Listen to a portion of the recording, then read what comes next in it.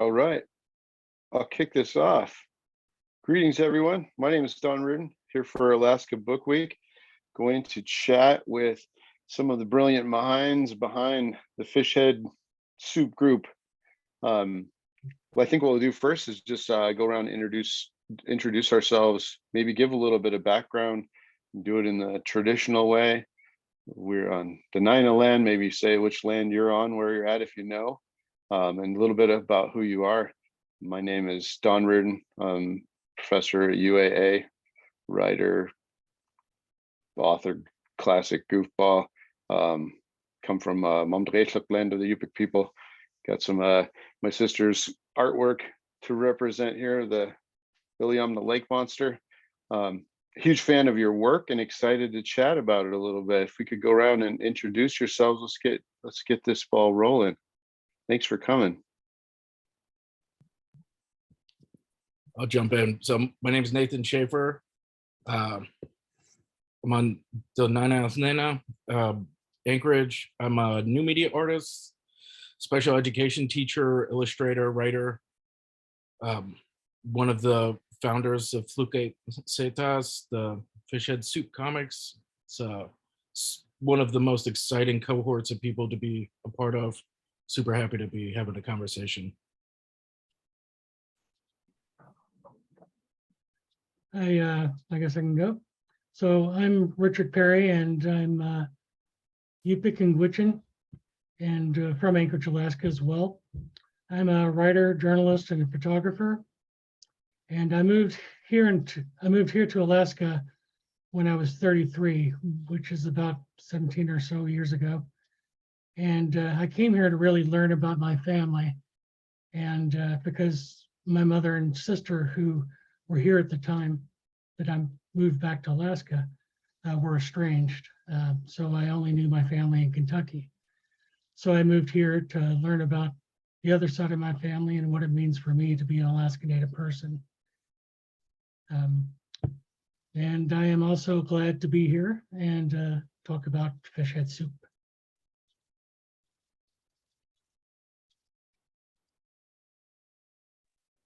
Hello, my name is Dimi Macheras. I'm originally from Alaska. I'm currently in Seattle right now.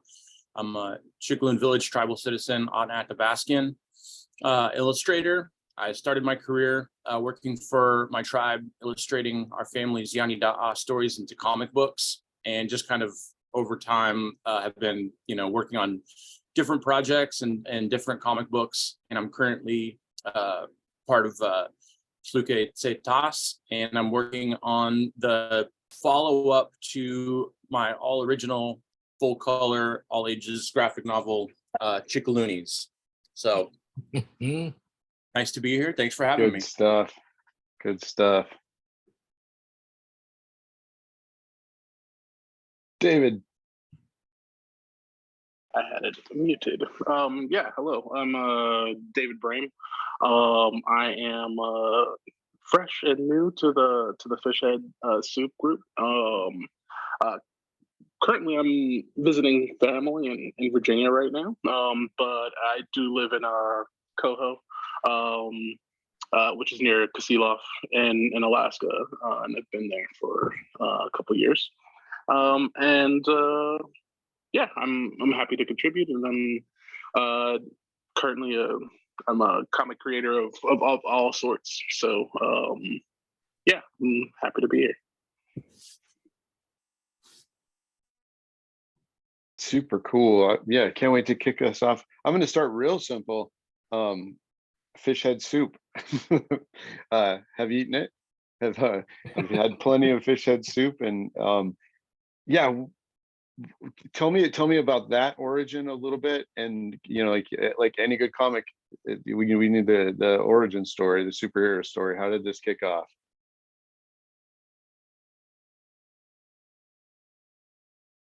Dimi, you want me to say it?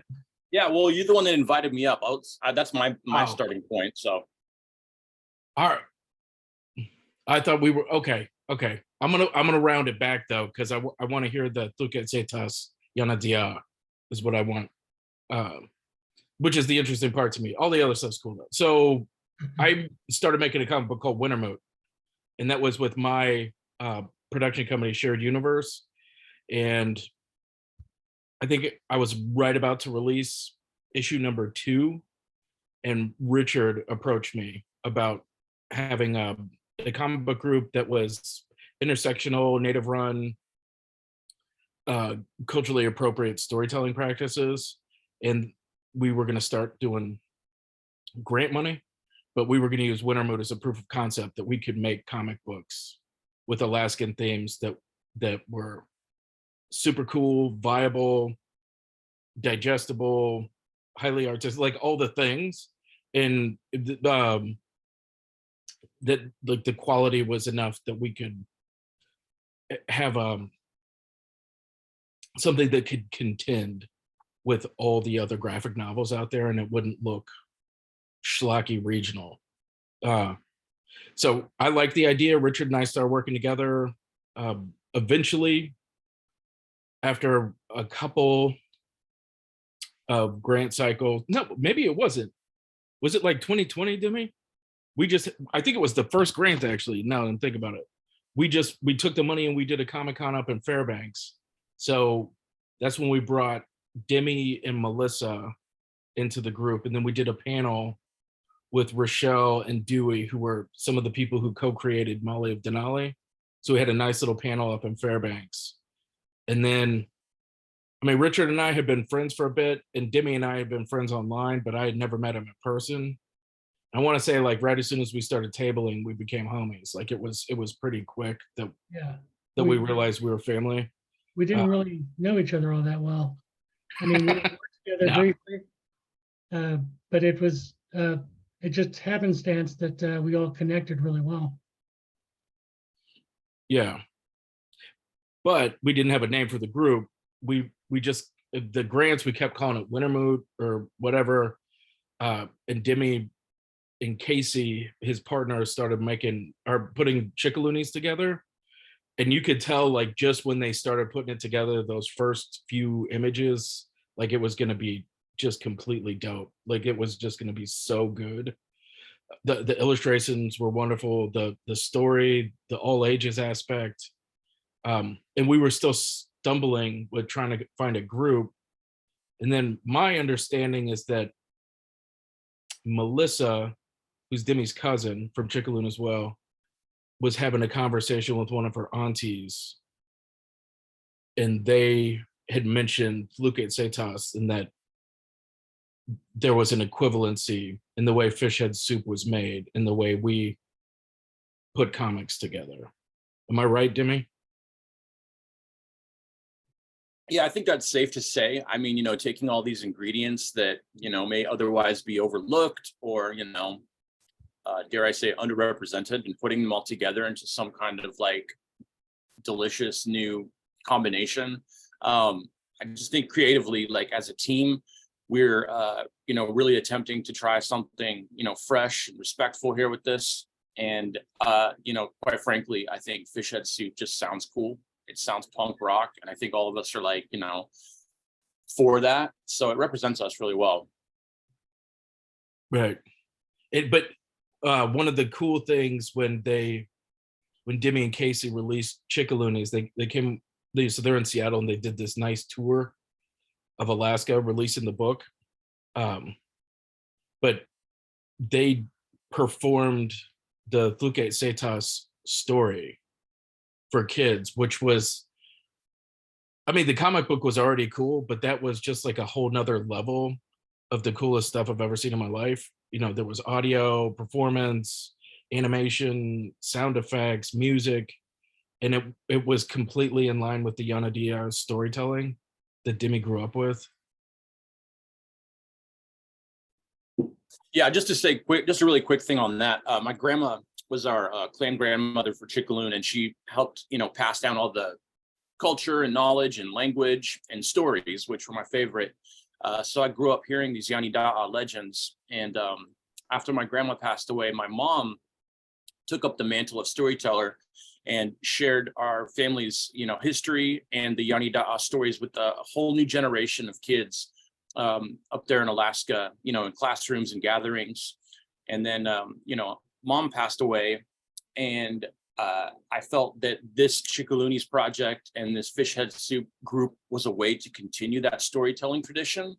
And kind of like Nathan said, when we released the first graphic novel of Chickaloonies, we felt that it was a great opportunity to, kind of bring that storytelling tradition of my grandma and my mom back to life in a way where I was able to like use the art and, like Nathan said, kind of create animated slides. We made a costume, and my co-creator Casey, who's the other half of 80% Studios, which is who I make comic books basically with, we would get up and perform this in front of a classroom, and just kind of found a way to tie it back to the book. And that's a very like Athabascan or indigenous way to share stories. So we just found that there was a really cool relationship between the storytelling and the graphic novel itself. That's a pretty damn good origin story. I like it. Super cool. I like what you said about the idea of the fish head. Essentially, like, the fish head is often overlooked, right? At least not in Alaska Native culture, but other places the head's just lopped off. And then here the idea of you guys coming together to make a good soup out of that, with your talents. And it has me thinking too, though, about the way, this is my first ever comic event I'm doing, joining you guys and for Alaska Book Week. And before we had gotten on, I joked online just this idea of how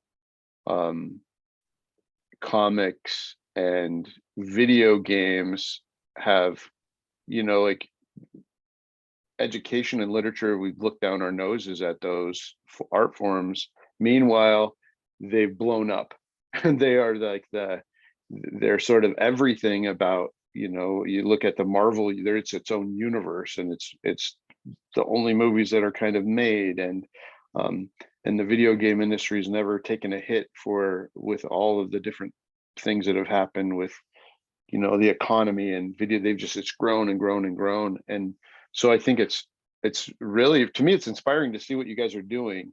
I want to talk a little bit more about that. Like, what, look at the artwork in these comics, and it's incredible. I worry that it's definitely not regional. I just worry they're so awesome, and I don't want them to be overlooked like that fish head. So how do we get people? I guess my question that I want to kind of have you think about is, how do we get people to see what you've done here? Because I think it's pretty powerful. It's definitely new and fresh. What are some ways we can draw more attention to the work you're doing? And maybe we should talk a little bit about what that work is, and then how do we get it out there? It's actually a good idea. We should all talk about kind of how we run it. So everybody in the group has their own title that they're basically show running. But then we have a collective practice where we talk about what we're going to do with everybody in the group, and we make sure, it's kind of a checks and balances, but it's more of a kind of an enrichment thing, where if there's a more Alaskan way to tell a part of the story, or a better, more appropriate cultural element, or something we might have overlooked, we're with that with each other. And then making sure, like, if we have indigenous languages written, I know Dimi actually has like a whole graphic thing for the Ahtna language, but spelling conventions, all the cultural stuff that's kind of work, essentially, we do that with each other. But so I run a graphic novel comic book series called Winter Mood. I'm 4 issues in, and I've just did my first trade paperback.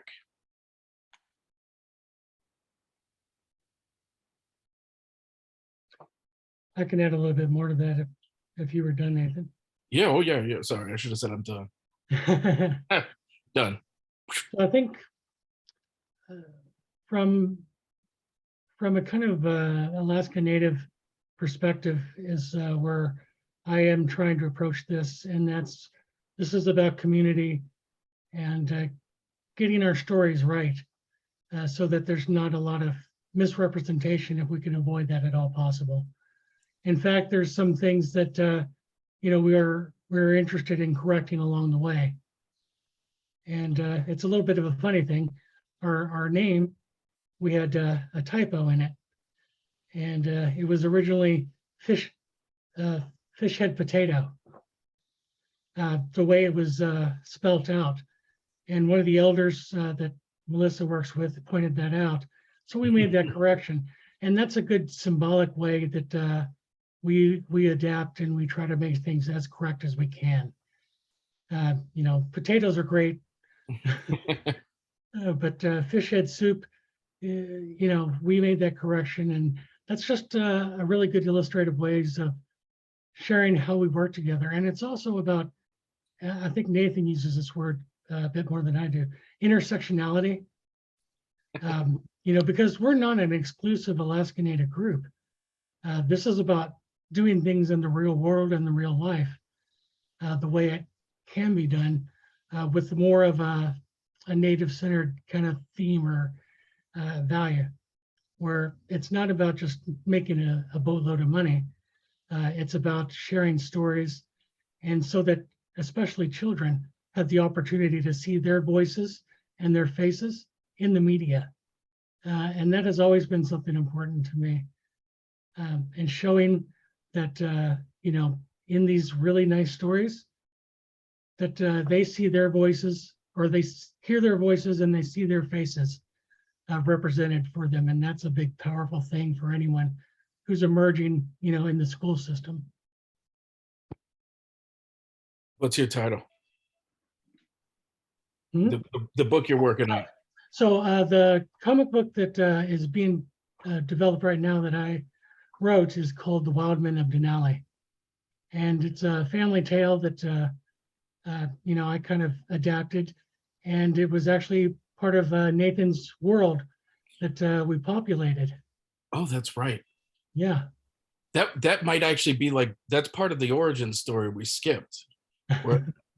So I guess the origin story for Fishhead Soup Comics is, I don't even know where you would actually start. So let's say in the 1960s, there was 3 dome cities proposed in Alaska that never got built. We did an augmented reality project where I built the cities in this video game environment and uploaded them where they were supposed to be in real life. And part of that project, when it premiered at the Pratt Museum, was we had 10 Alaskan science fiction authors write sci-fi set in those dome cities. And Richard wrote this killer piece called Denali and the Wild Men. So this is also becoming a big theme and all this stuff. So the Wild Men is a Bigfoot, Yeti, Sasquatch kind of story. So there's all sorts of variations all over Alaska. Woodsman, hairy man, it's actually kind of fascinating. But yeah, he's from his story is now part of the graphic novel, and the dome cities exist in Wintermoot, and then everybody's kind of got a little shared universe with it. Jump it in. Yeah, and to continue that, yeah, I think something that we've all been, I guess it was already sort of mentioned, but we're looking for linkages beyond just I guess because I'm new to Alaska and I'm not an Alaskan Native, but I've grown up with a lot of storytelling traditions, especially from the Black community, Black American community, as well as the African community. So there are these sort of innate cross-cultural linkages that happen with I guess you could say spirited people, in terms of the way that you deal with storytelling traditions and the way that you deal with how families are built or how they're maintained. And that's something that connected me very much to to Fishhead Soup. And I think another part of this is also part of the fact that I'm also sort of a new immigrant to Alaska. I'm coming from a different place of I guess of creativity, and I'm trying to connect with the Alaskan way, the Alaskan Native way of I guess like sharing things forward or building up the community and not looking for like Richard was saying, like making a boatload of money. I mean, it's sort of it's not happenstance, but a lot of us are really great scholars. We're really excellent, creators in general. So we've had careers that allow us to give back to these communities, because our main goal is like literacy. It's about sharing these stories and providing young persons as well as like people of all ages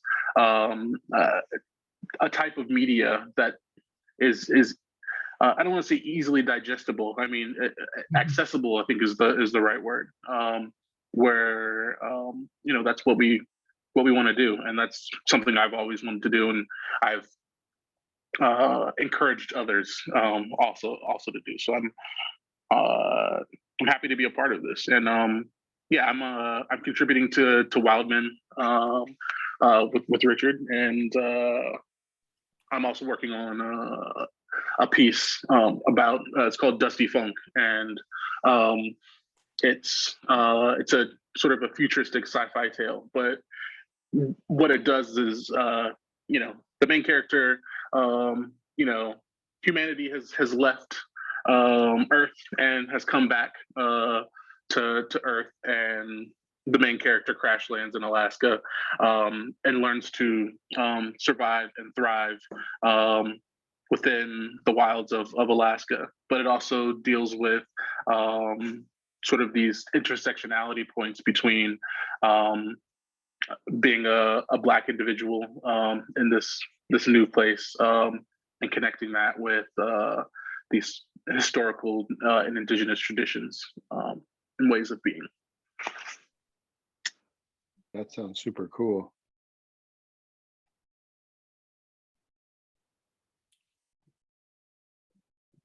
Dimi, you want to go?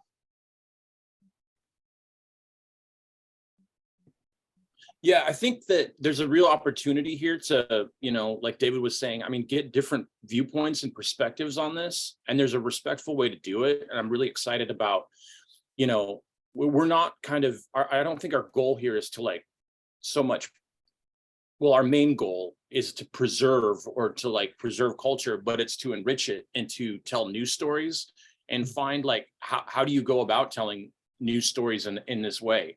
And I think part of that is getting the perspective of like, outsiders or non-natives or, whatever the case may be. I'm really excited to see the possibilities of how these stories could unfold with like, that cross-pollination. There's, like, it's too bad that Melissa couldn't be here. She's like, an integral part of this group. She's an artist in her own right. And she's kind of like, well, and Chickaluni's credited as our cultural expert, cultural specialist. And she's really kind of helping the group like navigate this way of respectful, like, good ways of collaborating culturally, because there's a right way and a wrong way to do it. And we're kind of making it as our goal as a group to find it and make it repeatable so that like it's, it's something that like, other people could do too if they wanted to come to Alaska or tell an Alaskan story about kind of like indigenous culture, that we set the example. It's a big task, and it's not like, I'm claiming that like we've done it, but I think as a goal, it's a good goal to have. And it's there's a lot of great possibilities. Yeah. So I think, it would be nice to have Melissa here because she is integral for literally everything we're doing in everybody's group. But I think, Don, did you say, how do we how do we have more people see it? Was that the original question going in? Yeah, because like you can hear there's an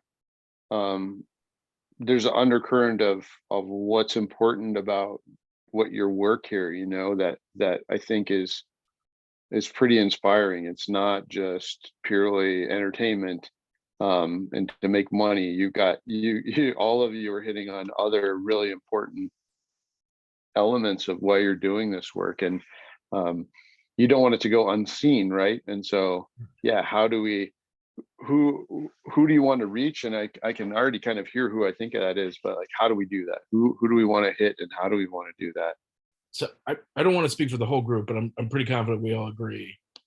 We're not really confused by audience. Like, we kind of know exactly who we're making work for, and it's kids in Alaska.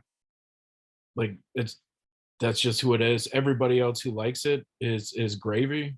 It's not, they're not first and foremost. I mean, it's not that we're discounting or whatever, but it's just, I think legitimately the relationship we have with kids in Alaska, we want to build a sustainable storytelling practice specifically for them. All the other stuff kind of falls into place. So, more arty, horror side, anime side, more superhero, all that stuff is just kind of a detail. Even maybe some of the intersectional stuff is us coming up with other ways of approaching just the different realities different kids in Alaska have. I think that's super cool. I mean, as a kid, I still think I'm an Alaskan kid. I might have gray hair, but have grown up here.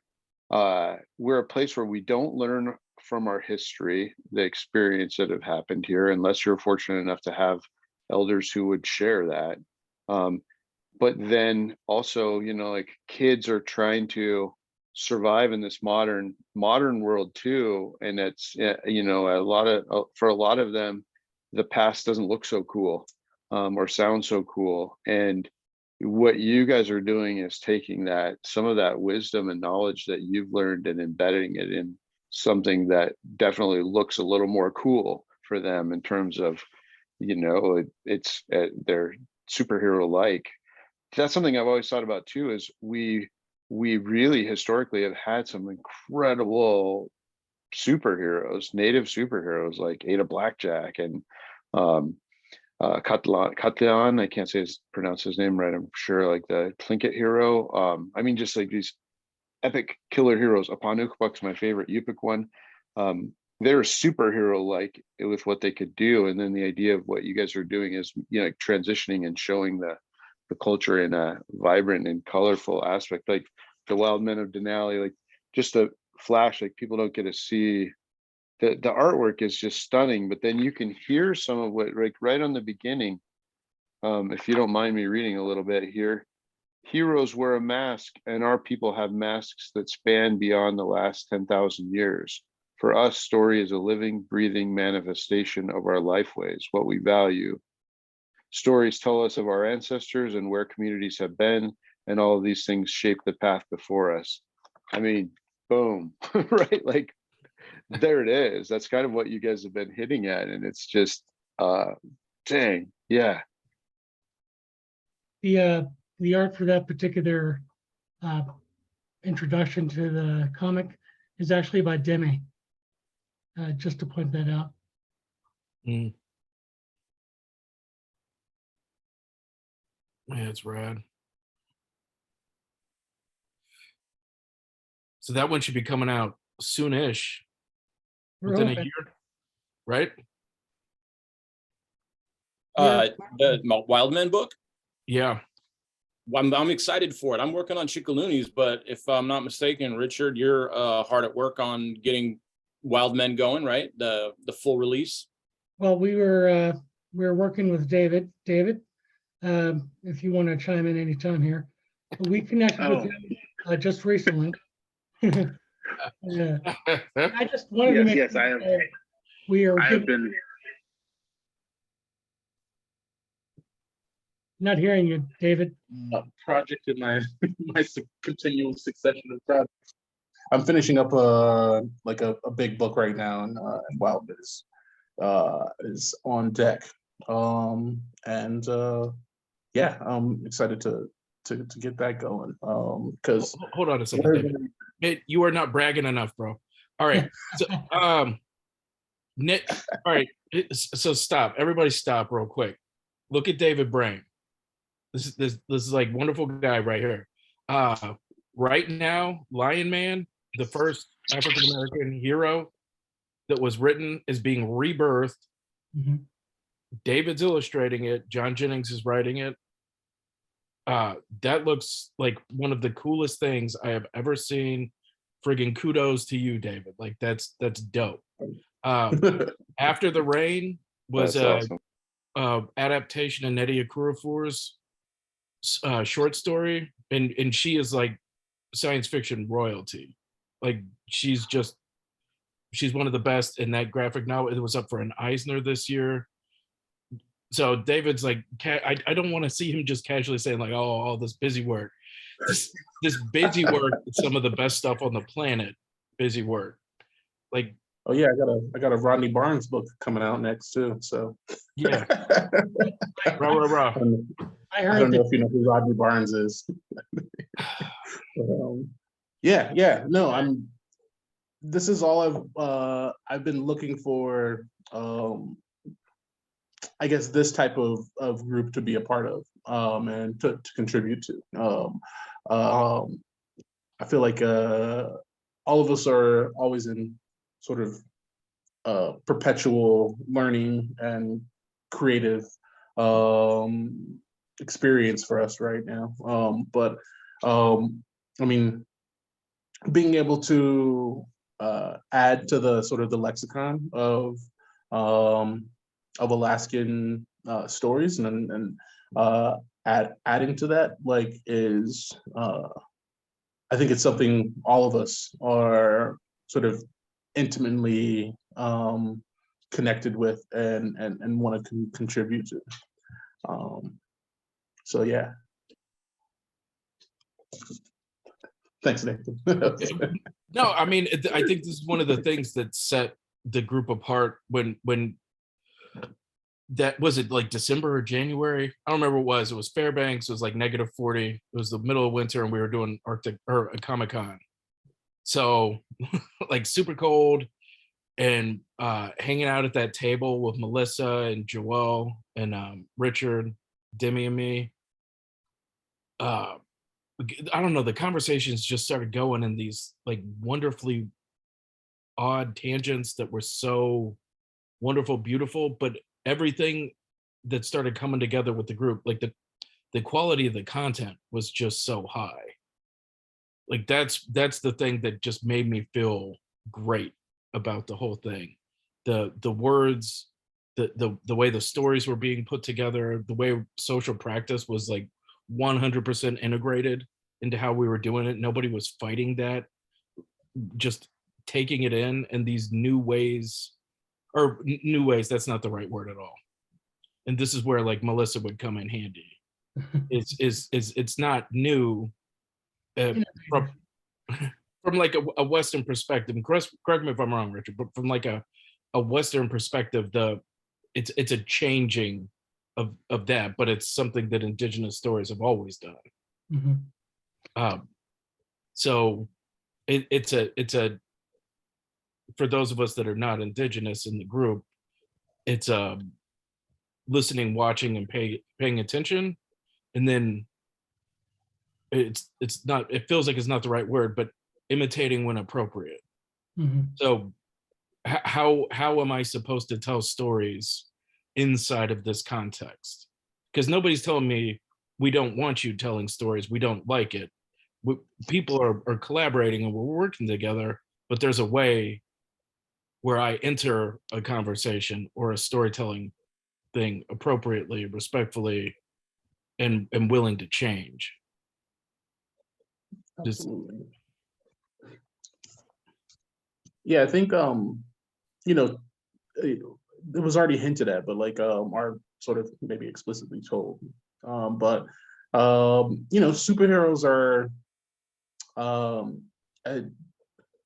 they're like the gateway, you know. I think because they're already in the, you know, the collective consciousness of most of humanity right now, people get superheroes, which leads them to, you know, the medium of comics, you know. And what I think a lot of people don't realize is the rich history of comics and how most of them didn't start with superheroes, right? Like superheroes came, you know, we're talking like 30 years after, you know, comics were invented. So we're dealing with like many different types of storytelling traditions, and for us to be able to sort of like within Fishhead Soup sort of work within the framework of a universe, but having sort of these individual ways of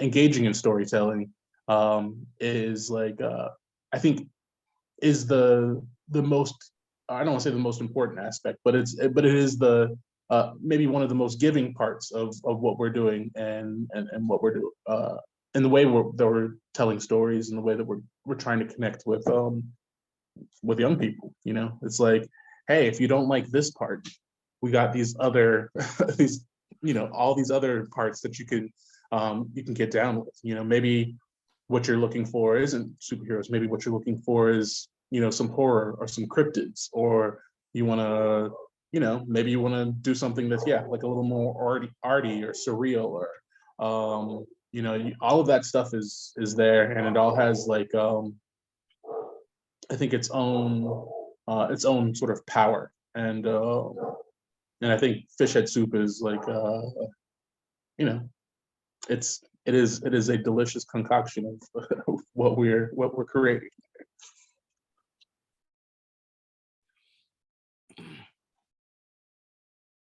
That you know, like the idea of the indigenous stories, I think what separates them too is that those are the stories of the ages, right? They have embedded in them the how we become human, how we are human, the how we're real human beings. And even if it's a scary horror story, embedded in that is, you know, like some profound knowledge. I know that from, you know, like I have a traditional Yupik story about the big mouth baby in my novel The Raven's Gift, and that was a story I grew up with and was horrified with as a kid. And then as an adult, you learn whole different things about raising your child and the importance of sharing with the community. And without even knowing it, I put that in my novel, and it replicated. The novel became a metaphor for what I was, that little story, without me even understanding or knowing that. I think the knowledge that's embedded in indigenous ways is, you know, the stories and that knowledge is what made us who we are, right? It's ancient and it's powerful. And I think I feel like I feel that power in the work that you guys are doing. And you know, like the art is incredible, and then the stories, I think, kind of like what you were saying, David, there's all these little elements in there, and people can pick up what they like and read from it. But then you can pick it up again and catch something different that you missed before. And that's just like those old stories, the traditional stories. You heard them as a kid once, and then the next time you hear it, you know, you learn something else. And by the time you're an adult telling it, you know, like you're realizing that you're a keeper of it, and you have to pass it on and share it. And I see some of that happening here. If you want to talk about that, I'd love to hear more about it. So, Don, the story the Yupik story that you're sharing, that's the baby with sharp teeth, and it's chomp, chomp, slurp, chomp, chomp, slurp. Yeah, that's a really fun story, and it is horrific. You know, if you try to imagine it, or if it were ever illustrated, it'd be like. So the question again, it's because I got kind of excited about talking about that Yupik story. I guess it's the idea of how you share one of, you know, like you you share an element of that, but then the bigger picture is there. It's about being human, right? Like that Big Mouth Baby story is scary, and it's about a baby that turns into a monster. Ultimately, if a kid's not raised right, it becomes a monster and destroys the village, destroys the community. And so, like so then the story is about raising your kid, not this horrifying little baby with sharp teeth that eat people. So my story is it's about the conflict between a community that is completely peaceful. Things are easy. It's as easy as it has ever been for a community. And at one time, one of the protagonists comes out, goes hunting, and he comes across the beastmen, the wildmen, and they come and raid his community. And they are utterly unprepared for the wild aspect of Alaska and the wildness and the rage and the formidable thing that nature is. And that's what the wildmen really represent, the wild side of nature and people. And the other side is the completely unprepared, peaceful people contending with that. And there's no one protagonist in my story. It's a family with Nan, who is the elder, and the two grandchildren who are working together to help solve this. Working to solve how to get rid of these wild men out of their community. So that's just a little bit about my story and how I thought of sharing that when you talked about next.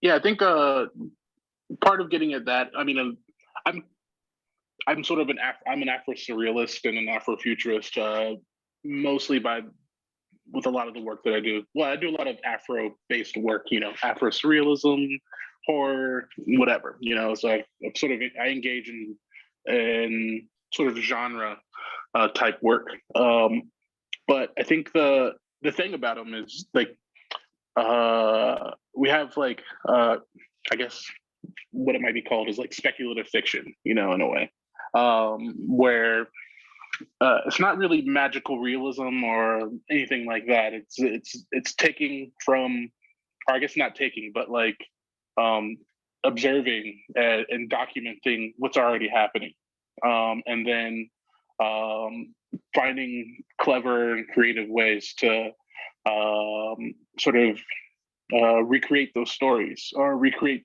that sense of dread or whatever it may be. To talk about Nettie Okorafor, she calls it Jujuism, and sort of the African tradition. She's Igbo from Nigeria, and they have it's very interesting. They're very similar indigenous traditions, like in the way of telling stories or not necessarily believing in spirits. It's just that there are spirits. These things exist. They're embedded in everything that we do and who we are. And so there's not really like there's no like separate magical realm or whatever it may be. These things they're part of who we are. And being able to sort of engage in that space and do it creatively, to be able to sort of, I guess, like really sort of destroy that semi-permeable membrane that, like, I would say, like North American sort of Western tradition of storytelling, like has created.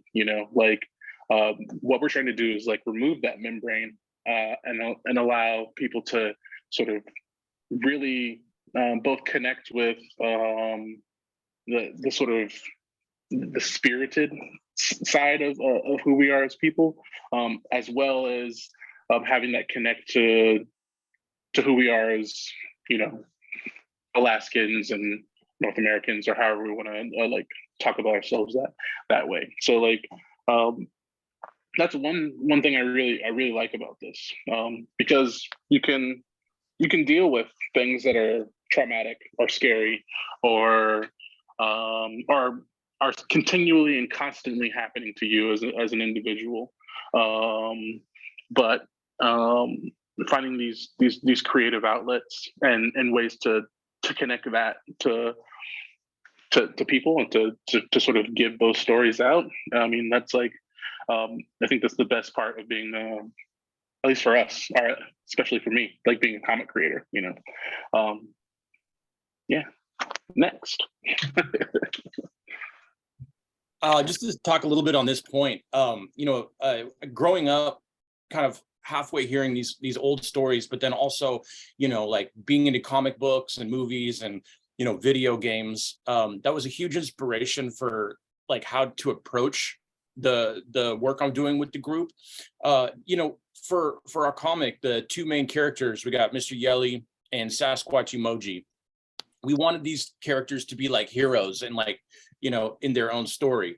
And when we were kind of developing the book, and it didn't happen until kind of like quite later on in the process of actually like making the book, was we wanted our heroes to like go out on a quest and save the world, like a major inspired by role-playing games and, like Final Fantasy and the old games on the Nintendo, where these characters set out on quests, kind of like Lord of the Rings, and like go and, interact with different places and different people. So we were like, these characters are going to go save the world. Is that the point of the book? But then we realized as we were creating it and writing it, that these two main characters are set, their goal is to become the greatest storytellers the world's ever seen. And the stories themselves like have these like very powerful properties. They're almost like magic. And so thinking of it in terms of world building and like video games and role-playing games, the idea of quests and like, learning new abilities and leveling up, we thought that, kind of like figuring out a way to work in the idea of stories and the act of storytelling and like what those stories mean and how they can kind of help, individuals, over time. They're timeless. And that's become a real central theme of the book, and kind of like led it in a new direction, which I think is like way more exciting to explore, because the idea here is we are all still learning, and we're learning ways to tell these stories. We're learning, like how to collaborate. So as somebody who's learning, I think it's a great opportunity to kind of show the characters in the book learn. And that way, whoever reads the book can kind of learn along. And that was like, that's been a real central focus for Chickaloonies, is figuring out a way to kind of like have the characters learn and make it seem like it's not, this is a book that teaches. This is a book that's like fun and entertains, but as a byproduct can kind of like help teach and sort of show some of the things you were talking about, that these stories are like, they're magic. I mean, they have magical properties. And just because we live in like a non-magical kind of like modernized world doesn't like strip them of any of the power. Showing that, I think, is like really important. And there's a lot of cool, like fun possibilities with that.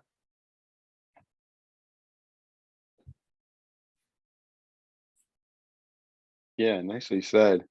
I think it's interesting. It's interesting too to think of like I think of the kid in the village, one of our villages, picking up any one of these comics and being able to connect with them.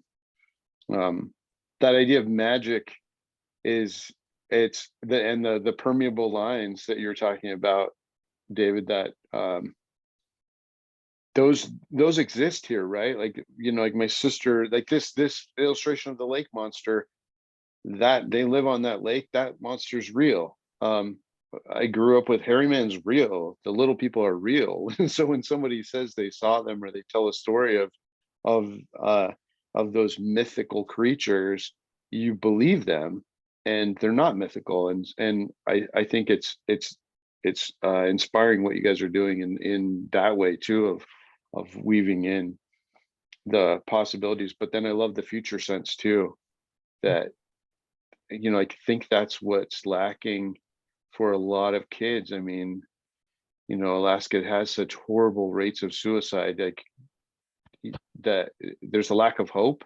And I think this idea of the future and seeing some future is important.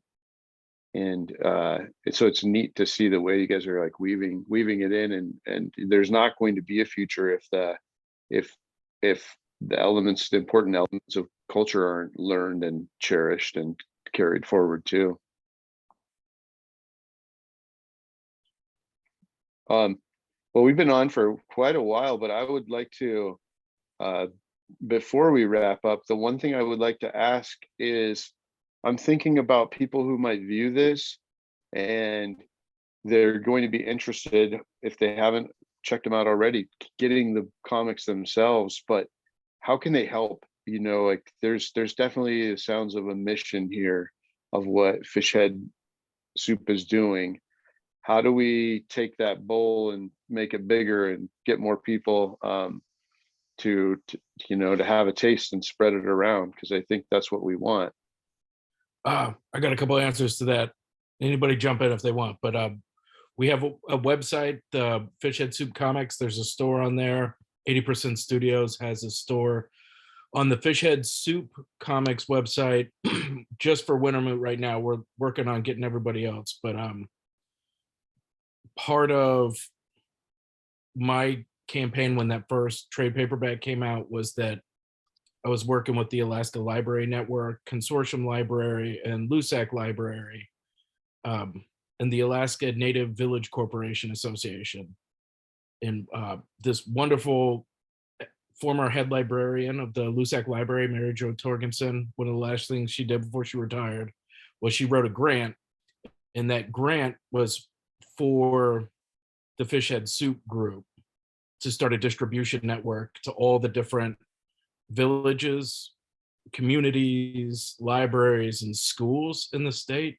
And the books we make need to be just given to those communities.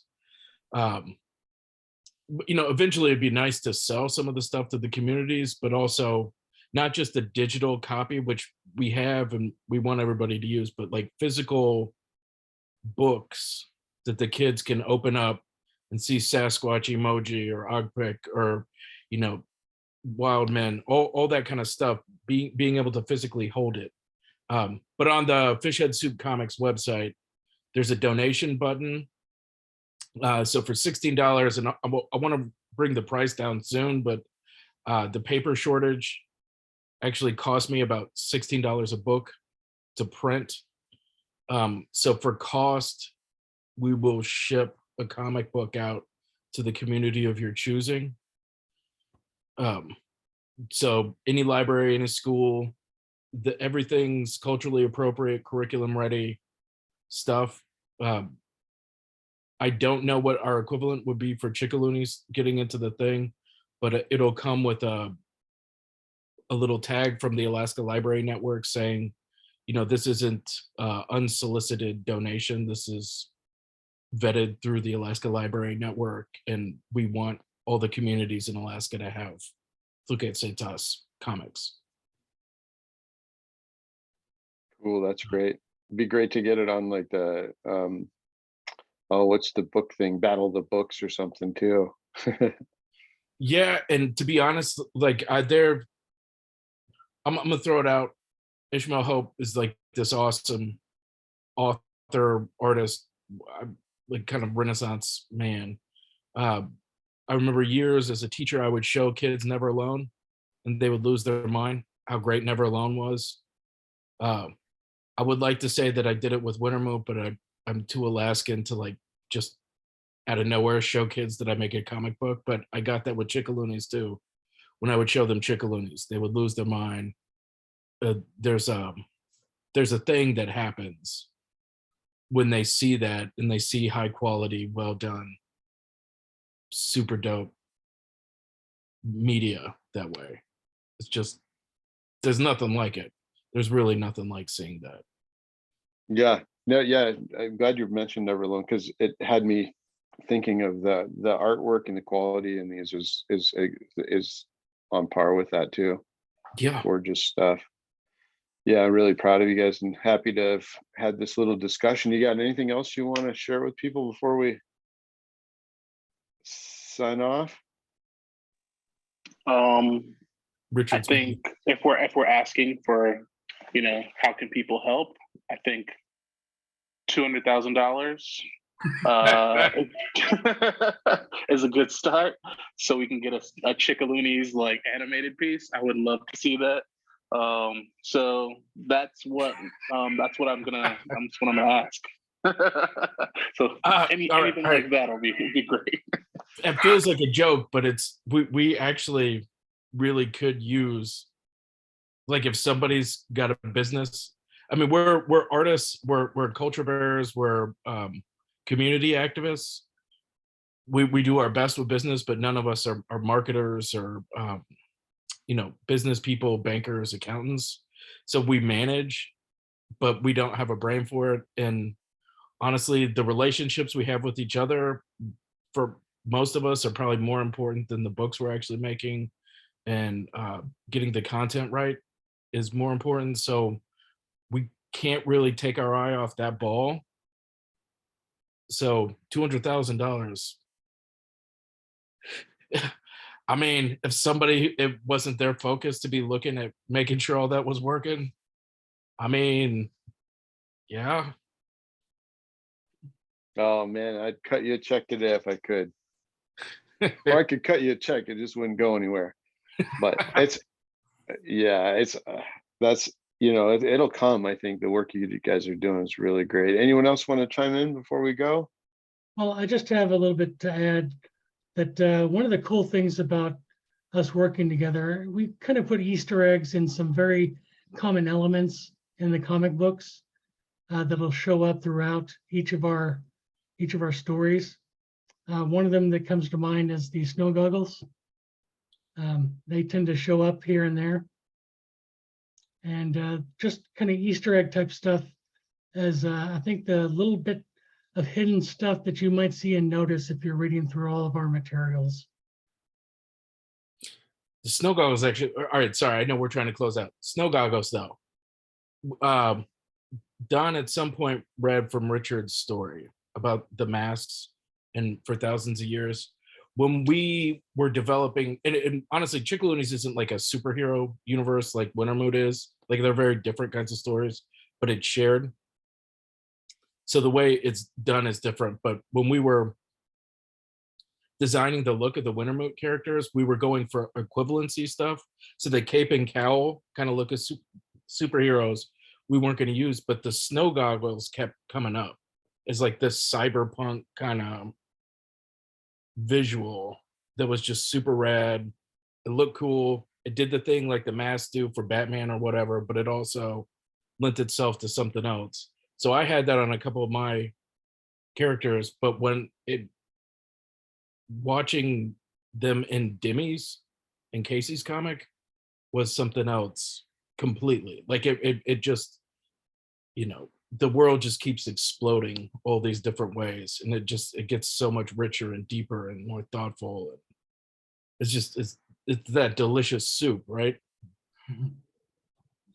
Just reminding, check out fishheadsoupcomics.com. And if you're interested in Chickaloonies, a copy of Chickaloonies, or if you're interested in checking out the new workshop that my co-creator Casey and I have put together, we've developed kind of a interactive workshop with the characters from Chickaloonies that teach the basics of art and graphic or sequential storytelling, and kind of like equips students of all ages with the really kind of basic fundamental tools if they want to start making comic books. And all that can be found on our website, 80percentstudios.com. And it's all spelled out. So it's like EIGHTY. I won't spell out the whole thing, but 80percentstudios.com, all spelled out, and fishheadsoupcomics.com. And keep in touch, and we're just going to keep trucking and, making stuff. And it'll happen eventually, like you said. Good thing, Demi, pointing out the shout out to the websites. Yeah, I hope people check it out and check out these comics. Keep making that tasty soup, fellas. Proud of you. Proud of like a product like this coming from Alaska, and keep at it. Enjoyed having this conversation today. Hope to meet all of you in person at some point soon and continue it. Sweet. Thanks, Don. Thanks. Happy book week. Take care, Thank everybody. you. Happy book week.